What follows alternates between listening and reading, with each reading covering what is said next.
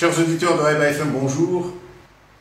Nous sommes le 2 mars, samedi 2 mars. Je vous souhaite un bon week-end. Cet après-midi, au stade Al-Jao de Moroni, 11 opposants, 11 candidats, 11 personnalités qui espèrent devenir demain le président de ce pays, organise un meeting commun. À Haïba FM, nous leur souhaitons une bonne réussite. On entend dire que du côté du pouvoir, il y aurait des personnes qui voudraient faire arrêter ce meeting, l'interdire, pour des raisons diverses. J'espère que ce n'est pas vrai. J'espère que personne n'a pensé à interdire ce meeting, parce que ce serait une blessure quasi mortelle pour notre démocratie pendant au moins une décennie ou une quinzaine d'années. Il faut que ce meeting ait lieu. Il faut que les opposants puissent disposer, je dirais, de leur base de lancer pour entrer véritablement en campagne. Vous savez très bien, à Haïba FM, nous recevons toutes les critiques et c'est notre mission. Et nous assumons. Le fait que du côté du pouvoir, on nous taxe souvent de radio d'opposition et du côté de l'opposition, par défi, beaucoup se disent frustrés parce que nous ne sommes pas là derrière eux, parce que fréquemment nous critiquons l'opposition. Nous critiquons les leaders de l'opposition qui ne se préparent pas suffisamment, qui n'informent pas suffisamment, qui ne mobilisent pas, qui ne s'entendent pas. Nous ne sommes pas là pour être populaires. Il y a des radios qui sont populaires et plus populaires et même très populaires. Pour nous, à Haïba FM, notre rôle, c'est de rappeler à chaque fois que nous sommes un peuple qui veut construire un État qui n'est pas du tout construit.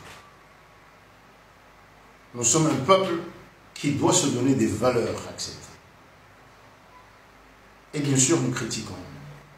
Mais quand il le faut, quand on accuse les gouvernants, et pas que le président Azali, c'était le cas pour quelqu'un qui était là aussi, que nous critiquions, le président Équilibre, quand on l'accuse indûment,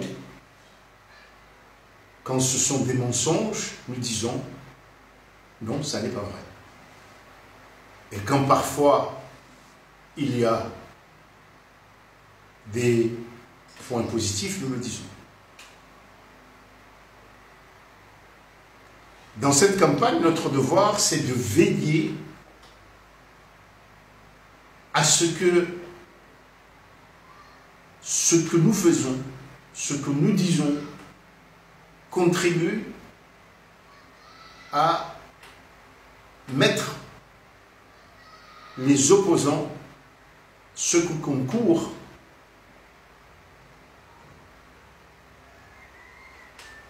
au même niveau. Et c'est pourquoi, pour ce meeting,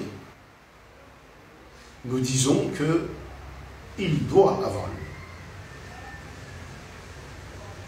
Et nous espérons que ce sera une réussite parce qu'il nous faut une vraie campagne. Il nous faut une campagne d'arguments, de débats sur les priorités du pays. Sur l'enseignement, sur la santé, sur les moteurs et les ressources du développement économique, sur notre voisinage et les relations que nous avons à l'international, et ainsi de suite. Il n'a pas encore lieu. Il faut que ceux qui aspirent à devenir notre président demain comprennent que le tout sauf Azali n'est pas opérant. Je sais la frustration qui existe dans ce pays. Quoi qu'on en dise, en tout cas ce que nous constatons, c'est que dans les secteurs de la jeunesse, notamment la fonction publique et ailleurs, il y a beaucoup de frustration. Mais cela n'est pas suffisant pour nous faire dire que tout sauf Azali. Il faut que vous arriviez à nous convaincre. Sinon, ce sera le désintérêt, ce sera l'abstention.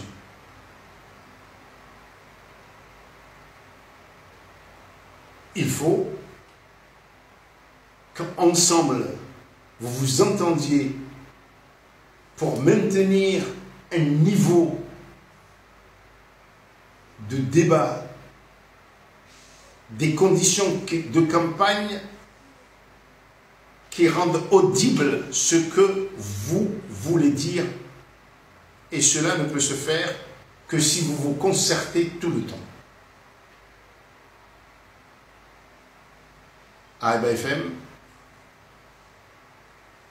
nous allons proposer des débats qui ne sont pas simplement des débats de candidats, mais des débats de ceux qui vous suivent, qui vous soutiennent, peut-être même qui vous font confiance,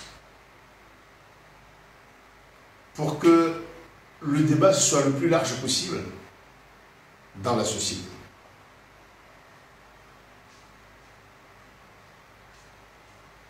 Nous vous souhaitons un bon meeting